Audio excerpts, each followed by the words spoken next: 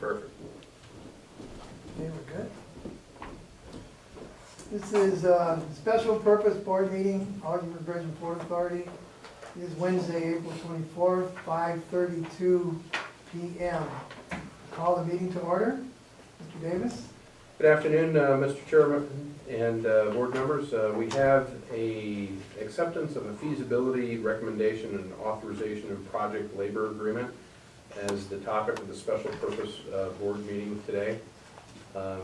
Just to recap the project before we go into any of the associated benefits or the draft PLA. This project is composed of two projects: a federal deepening project, which has a total cost of $6.15 million and has an unmet need of $2.15 million on the project. There is a state dock wall portion.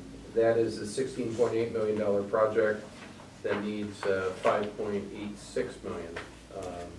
Presently, in total, between the two projects, it's round numbers, $23 million project. There is just under $15 million committed to the project, leaving a shortfall of just over $8 million that we're in the process of closing the gap for the funding. You will also recall that a couple of months ago, we took a 6-month delay on the project to find additional funding sources. During that time, we had a project labor agreement, a cost benefits analysis that was conducted, dated December 13th of 2018. That shows in excess of $160,000 in savings that are possible as a result of the project labor agreement. And this is the project labor agreement that would apply on the state dock wall side of the project, over not the federal project, but the state project.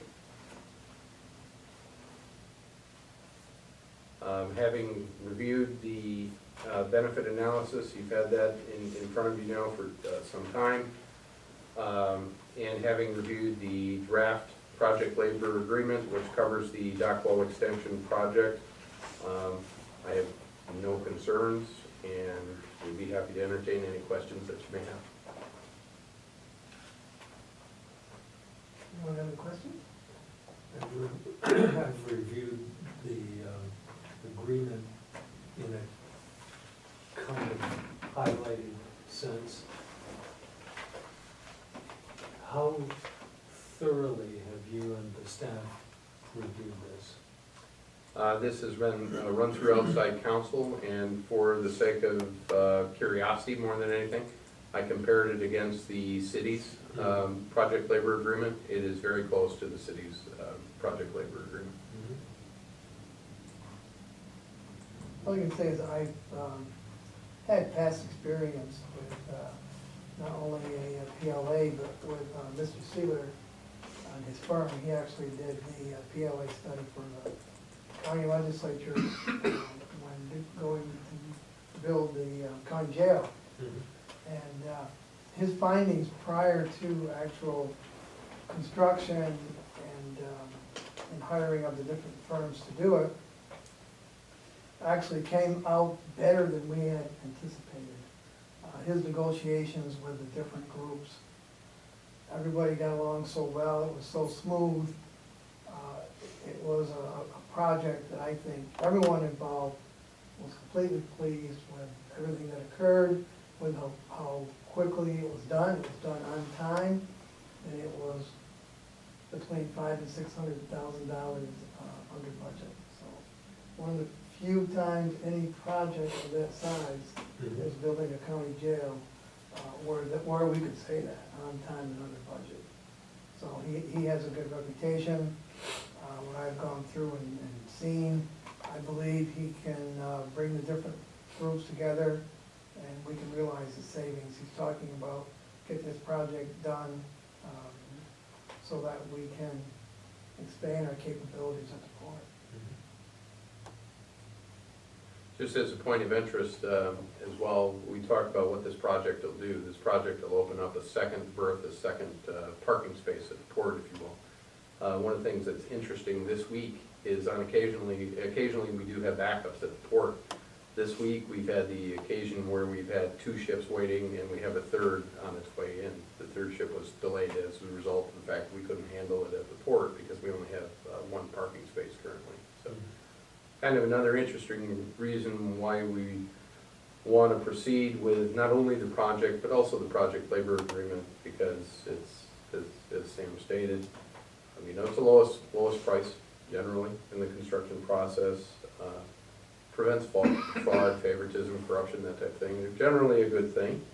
And it also helps with delays and also keeps the cost down as well. And that's, you know, particularly important on a project of this magnitude with such a tight budget. And as the resolution states, on the first resolved, that the use of the PLA and dock wall extension, so long as it contains terms and conditions consistent with those identified in the PL study, it is contingent upon the full funding of state and federal projects. Because as we know, we do not have the funds available at this time, and without those funds coming from whatever additional source there is out there, it's my belief that this project cannot happen. And I think we all realize, as Sir Davis just said, this will certainly help Bridget Port Authority, and of course, the surrounding community, I think, create more jobs and more activity at the port, and that's what we need.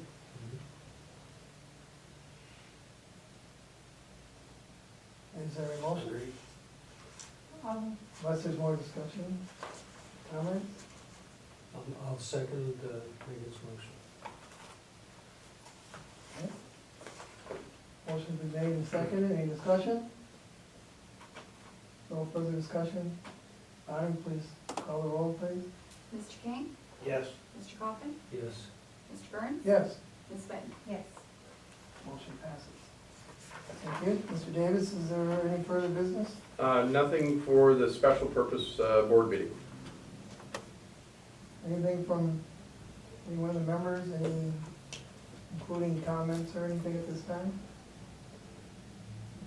No? Is there a motion to adjourn?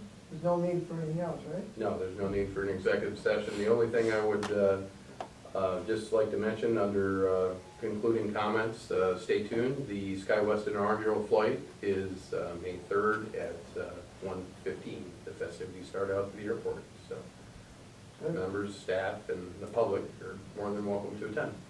Good. Excellent. Can't wait. Motion to adjourn? So moved. Seconded? I'll second. No discussion, all in favor say aye. Aye. Opposed, we are adjourned. Wow, I got it right there. We'll meet again on Monday at 3:30. Still on. Finance committee. That's correct. Yep. The rest I'll of that wait, agenda is wait. looking pretty hefty. Wait a second till we're off.